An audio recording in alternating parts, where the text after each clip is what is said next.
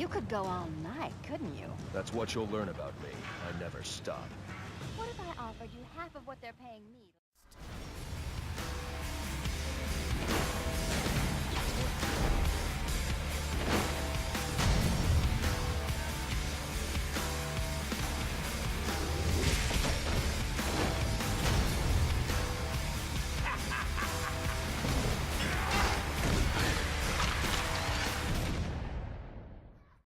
Batman Arkham Origins Blackgate is Arkham City's debut on handheld.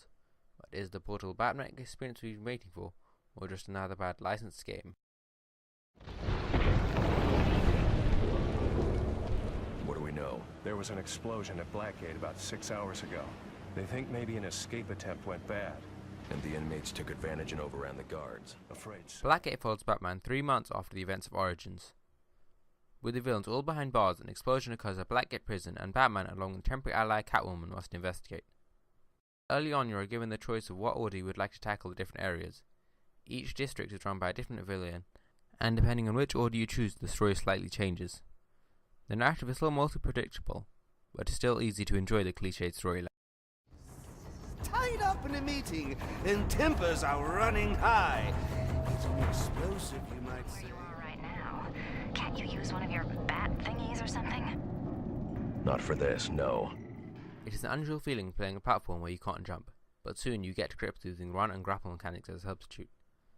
2.5D is used well in most part. You never feel like you can move only left or right, as Batman can frequently interact with the objects in the background, and there's a constant change of perspective to add another layer of depth to levels. Like the console series, Blackgate features the free flow combat system. It works well, but Batman has far fewer moves than he does in the console games. The 2.5D also causes problems during combat, as some combos and counters result in awkward animations as Batman moves between the background and foreground. But Batman doesn't just use his fists to defeat his enemies, he'll have to rely on the game's detective mode too. This time around is handled slightly differently. You can turn on the X-ray vision at the top of the touchscreen, but now to find out more information about your surroundings you have to hover over an object. It's a welcome addition, but it's definitely more useful on Vita than it is on the 3DS. Idiot! I'll be using detective mode a lot during the stealth sequences of the game, but unfortunately it doesn't help the full system. Because levels are more enclosed, silent encounters don't really work, as enemies are alerted too easily. This usually means that you have to repeat the same move over and over again if you want to proceed without being seen. Boss battles in Blackgate also suffer from this problem, but not so severely. Some of them allow you to use your intellect, but others rely on limited combat, which feels like a quick time event in some cases.